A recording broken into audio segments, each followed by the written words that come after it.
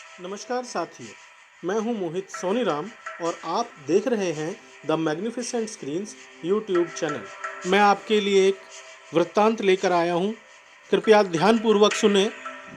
यह वृत्तांत बताता है कि 10 जनवरी 1966 की रात स्वर्गीय श्री लाल बहादुर शास्त्री जी के साथ क्या क्या हुआ था। यह कहानी उस एक रात की है।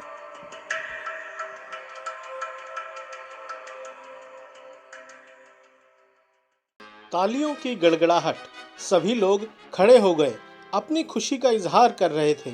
शास्त्री जी और अयूब खान ताशकंद घोषणा पत्र की रूसी भाषा और अंग्रेजी भाषा दोनों की प्रतिलिपि पर हस्ताक्षर कर रहे थे। यह ऐतिहासिक घड़ी थी। रूसी प्रधानमंत्री और सोवियत प्रतिनिधिमंडल उनके साथ खड़ा था। समापन समारोह के क्षणों में शास्त्री जी, कोसिजिन और अयूब खान मैत्रीपूर्ण हाथ मिला रहे थे, एक दूसरे को ताशकंद सम्मेलन की सफलता के लिए धन्यवाद और मुबारकबाद दे रहे थे। तीनों एक दूसरे के हाथ पकड़े खड़े थे। यह समारोह 10 जनवरी 1966 की शाम 4 बजे शुरू हुआ। आखिरी क्षणों में यह कैसे मुमकिन हुआ कि अयूब खान और जुल्फिकार अली भुट्टो, जिन्होंने कश्मीर के लिए ही यह जंग शुरू की थी, उन्होंने आसानी से कश्मीर मुद्दे पर अपनी राय वापस लेकर चुप्पी साध ली और चुपचाप शास्त्री जी की शर्तों पर हस्ताक्षर कर दिए। दुनिया के बुद्धिजीवी पत्रकारों में यह विषय संशय का था। 10 जनवरी को भारतीय पत्रकारों की एक टीम के साथ छोटी सी मुलाकात के बाद शास्त्री जी ने फोन पर रूसी प्रधानमंत्री कोसिजिन से बात की। उसके बाद वे अपने कमरे में चले गए। बाद में उन्हें कोसिजिन द्वारा आयोजित स्वागत समारोह में जाना था। शाम 7:30 बजे शास्त्री जी अपने कक्ष से निकले और स्वागत समारोह में जाने के लिए अपनी कार में बैठ गए। उनके साथ सीपी श्रीवास्तव भी थे। शास्त्री जी समझौता सफल होने से बहुत खुश थे। समारोह में कोसिजिन ने उनकी अगवानी की। अयूब खान भी मिले। कार्यक्रम समाप्त हुआ और कोसिजिन ने उन्हें विदा किया।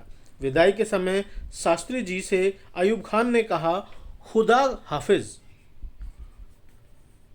शास्त्री जी ने जवाब में खुदा हाफिज कहा और कहा, अच्छा ही हो गया। इस पर अयूब खान ने जवाब दिया, खुदा अच्छा ही करेंगे। रास्ते में शास्त्री जी ने सब कुछ ठीक ठाक हो जाने की खुशी जाहिर की। उनका ध्यान कार की खिड़की से बाहर तब गया जब उन्होंने शास्त्री शास्त्री के नारों से गूंज सुनी। रूसी लोगों की भीड़ सड़कों के किनारों पर शास्त्री जी का स्वागत और उनके ताशकंद में होने की खुशी का इजहार कर रही थी। शास्त्री जी अपने आवास पर पहुंचे। उनके निजी कर्मचारी जगन्नाथ सहाय और M.N. शर्मा, जो कार्यक्रम समाप्त होने से पहले वापस आ गए थे, वे दोनों सामान बांध रहे थे क्योंकि 11 जनवरी को शास्त्री जी को काबुल जाना था। निजी सहायक रामनाथ ने शास्त्री जी से पूछा, क्या खाना परोसा जाए? जगन्नाथ सहाय शास्त्री जी के पास ही खड़े थे। शास्त्री जी ने कहा, वैसे तो ज्यादा भूख नहीं है।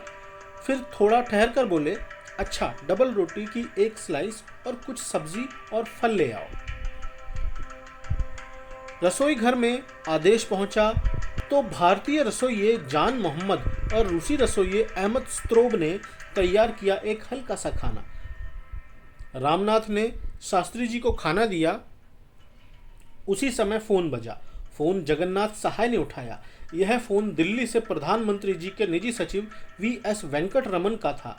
शास्त्री जी खाना खा रहे थे, इसलिए सहाय जी माध्यम का काम कर रहे थे। वेंकट रमन जी ने पूछा, प्रधानमंत्री जी कल दिल्ली कब पहुंचेंगे और उनके स्वागत की क्या व्यवस्था की जाए? शास्त्री जी ने सहाय जी के माध्यम से वेंकट रमन से कहा, जो उचित समझे वही करें।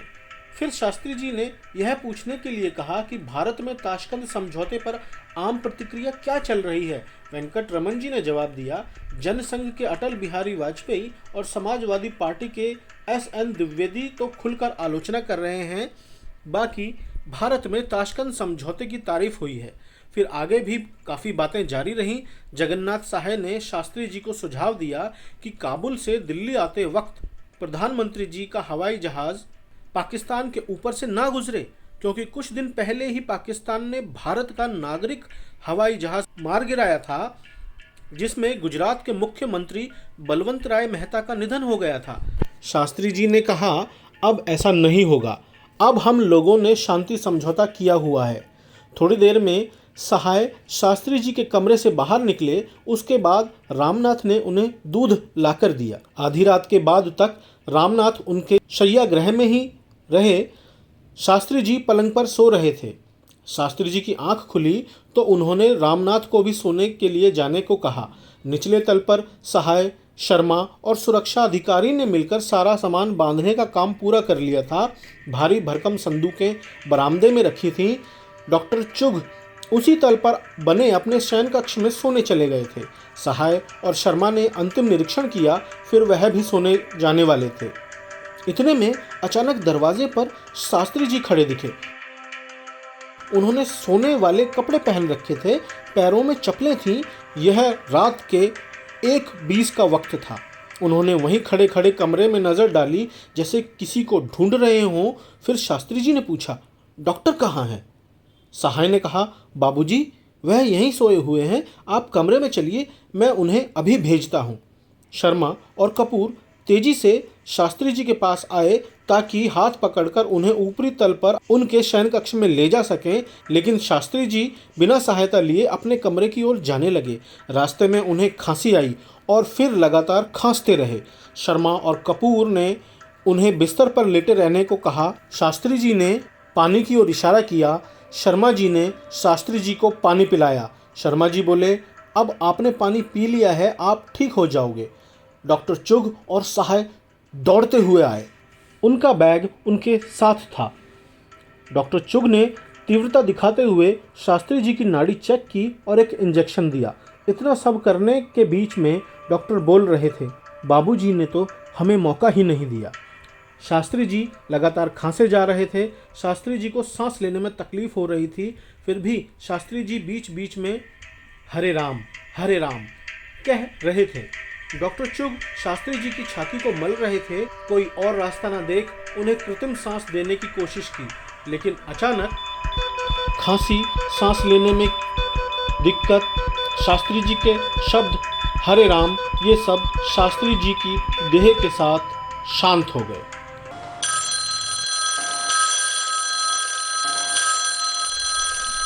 Kumar Mangalam, lieutenant general, Delhi Tashkent hotline पर शास्त्री जी की पार्थिव देह के भारत पहुंचने पर व्यवस्था को निर्देश दे रहे थे। शास्त्री जी के साथ गए भारतीय पत्रकारों में से कुलदीप नैयर जी ने हॉटलाइन पर UNI फोन लगाया। दूसरी तरफ से रात्रि शिफ्ट थी, जिसमें सुंदर ढींगरा को फ्लैश जारी करने को कहा गया। शास्त्री डेड। दिल्ली के सभी अखबारों के दफ्तरों में टेलीफोन घनघना उठे। सुंदर ढींगरा ने सभी अखबारों को शास्त्री जी के निधन की खबर दी।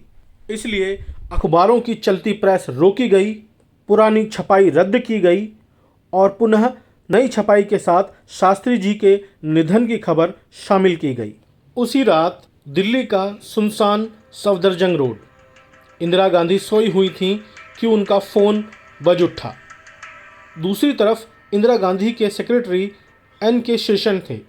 इंदिरा गांधी जी ने फ़ोन उठाया, रिसीव किया। शेषन ने खबर दी, शास्त्री जी का निधन हो चुका है ताशकंद में।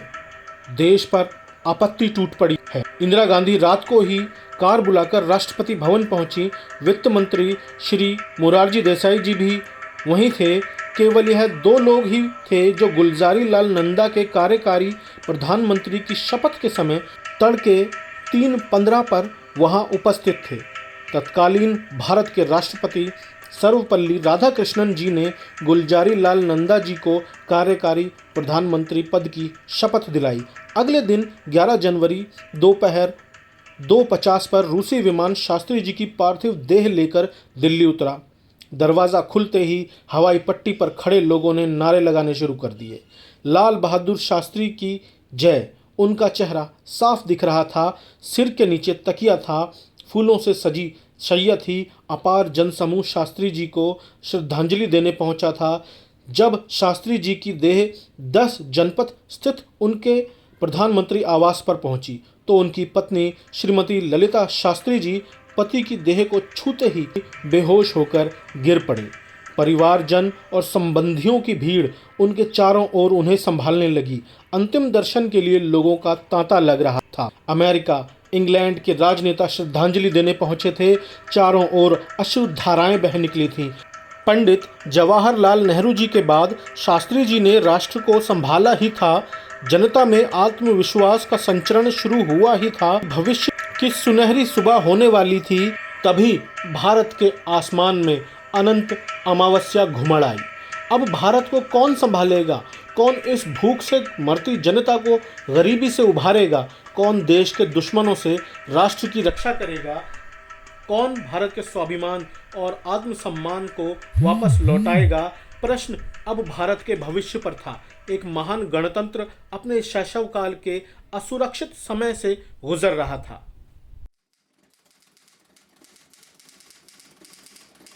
उसी दिन 11 जनवरी 1966 को ही अमेरिका की गुप्तचर संस्था CIA ने एक गुप्त रिपोर्ट जारी की, जिसमें भारत के अगले प्रधानमंत्री के नाम का आकलन था।